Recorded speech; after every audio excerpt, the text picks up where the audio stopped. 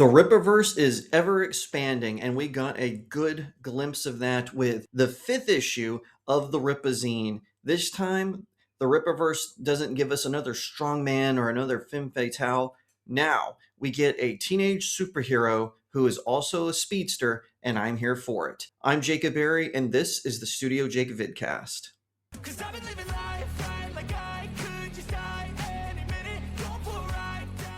Thank you so much for joining me today. Be sure to like, share, subscribe, and don't forget to leave me a comment in the comment section below. That's right, we now have the 5th issue of the Rippazine, and this one features a short story entitled Blue Shift, which gives us a glimpse into the story of Zephyr Arland, who is coming to Flores Park to become a new speedster superhero, and I am so excited for it. As is tradition, I'm going to read you my review of the Rippazine issue number 5 Collector's Edition, and then I will expound on my thoughts about the story because I do have some bonus thoughts I'd like to share with you here on the vidcast.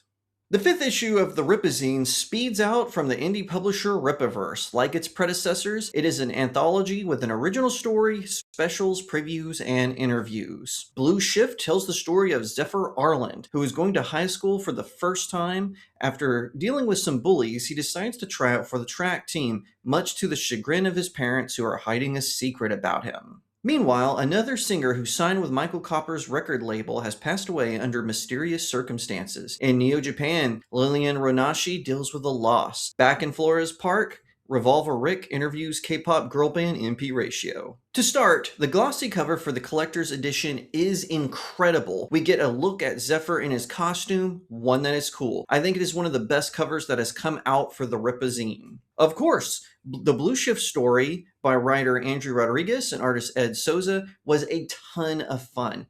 Zephyr is an interesting and relatable protagonist who is fun to cheer for. I also appreciate that his parents are actually good and alive. I do wish we had seen a glimpse of the costume in the story, but outside of that, I enjoyed it. As for the extra content, it was fun. I love that the Saska sisters interviewed the talent behind the main story. Besides being talented storytellers, they are excellent interviewers of creative people. One thing is for sure, the previews for the 3rd issue of The Great War of Separation, The Black-Eyed Club, and The Cursed have geared me up for their releases. I am so stoked for them. If you have not purchased your copy of Norfolk A Glorious Death, you will after this. As an aside, that's because it is previewed in this issue of the Rippazine. Continuing on, I continue to love the Rippazine and its story so much. It continues to expand the universe within the framework. While the heroes work to save their world, the characters within the anthology series help to expand it. I am so excited to see where it continues to take fans and readers. And that is my thoughts on Rippazine number 5. And now I want to expand on those thoughts. One of the things that I talked about in the review is the cover of the collector's edition, but I want to show you my own. Isn't this a thing of beauty? Oh my gosh, I love how glossy it is. You can see it reflecting off my ring light. It is so cool. I love the Zephyr style costume. And here it is. This is not a glossy version, but this is what it looks like fully realized. It is so cool. This outfit looks incredible. And that was kind of why my one criticism of the story is I wish we had seen Zephyr in the costume, either in a flash forward or in a flashback, something like that, or see him design it in some way. I really wanted that, especially since the costume was a big part of the advertisement for Rippazine number 5, but the story itself is really good. It is solid. It is an excellent origin, and this costume is top-notch. I'm actually going to put this cover in my top 10 best comic book covers of the year. That is how much I like it. It is so cool. Even down to the lettering of the Blue Shift. Wow, what a creative mindset the cover artist must have been in when he designed this, or she designed this. It is so cool. I love it. I think it's great. This is eye-popping. This is what I talk about with good artwork. Oh my gosh. Fantastic. Fantastic for the fans. That is for sure.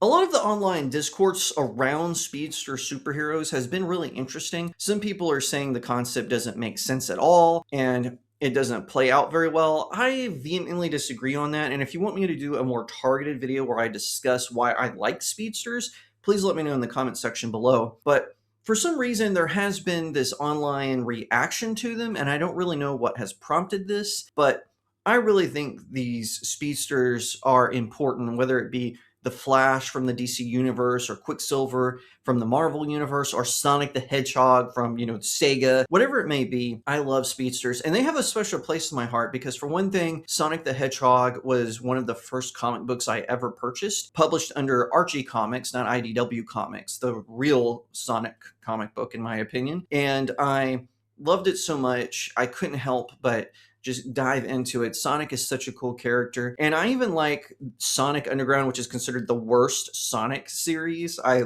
thought it was fun. I loved it. Of course, the one that's simply titled Sonic the Hedgehog is the best, that's for sure. That's actually where the Archie Comics got the inspiration for its version of its universe before they rebooted it. But I think that introducing a speedster into the Rippaverse was such a good move.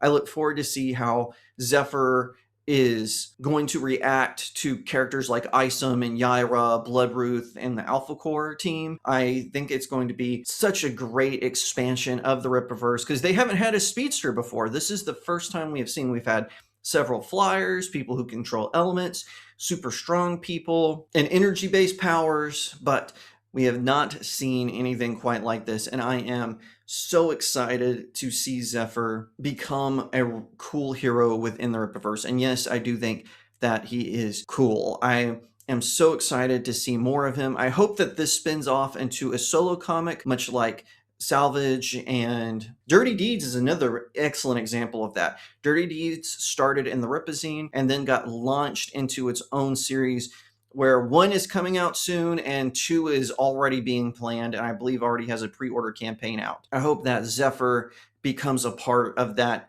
spin-off family because it is really, really cool concept. I look forward to seeing Zephyr in the Rippaverse and the types of adventures he goes on, plus the bad guys he's going to fight. Now, I have said this about the Rippazine before, and it just bears repeating because of the shifts that are going on within the Rippaverse. And I do wish that with the Rippazine, I'm glad they introduced us to new characters. I think that is cool. I think that rocks. But I would like to see maybe smaller adventures with some of the main characters. So like, for instance, Isom, the Ill-Advised arc just came to an end. I actually did a full review of that when Definitive Isom came out, so you can check that out as well. But I would like to see what he's been up to.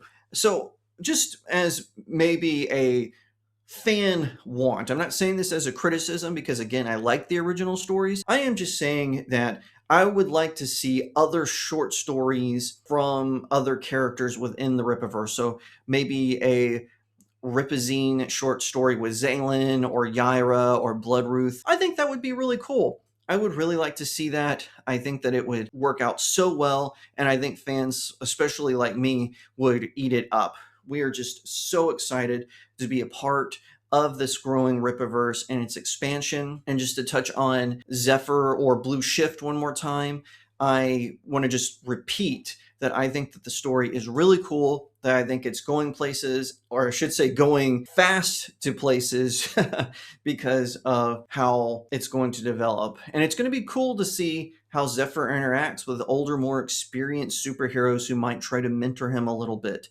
I think that would be really, really neat. By the way, Rippaverse, I'm still waiting for Gooding the Polymath #2. I can't wait for that to come out. But as always, leave me a comment in the comment section below. Did you get Rippazine #5? Did you enjoy it? Did you have a good time reading it? Or is it on your list and you can't wait to get it? Did you pre-order it and it's just now coming in? Please let me know. I would love to hear from my fellow Rippaverse fans or just casual collectors who are collecting the Rippaverse. Maybe you're not as big a fan of it as I am, but you just like to collect it. Please, I would love to hear from you as well, because that's what this is all about. Comic books should be fun. They should get us excited, and it should bring us together. And that is what the Rippaverse is doing. Once again, thank you so much for watching. If you liked that video, be sure to give it a like, share it out to all your friends, leave me a comment and tell me what you think, like I said earlier, and of course, subscribe. If you're watching on YouTube, ring that little bell so you get notifications when I post new vidcasts, and click that hype button. If you want to support me, the best way to do that is to head to my Substack. It should be linked in the pinned comment and also in the description of the video. You can subscribe there, and different tiers unlock different perks. You can also, from that same Substack, purchase my books. Just click on the conveniently titled Buy My Book section. You can pick up one or all four. They're all available on Amazon, but I've got links all over the place. If you check them out, I hope you leave me a 5-star review. It really helps out small indie creators like myself. Once again, thank you so much for watching, and I'll see you next time right here on StudioJake.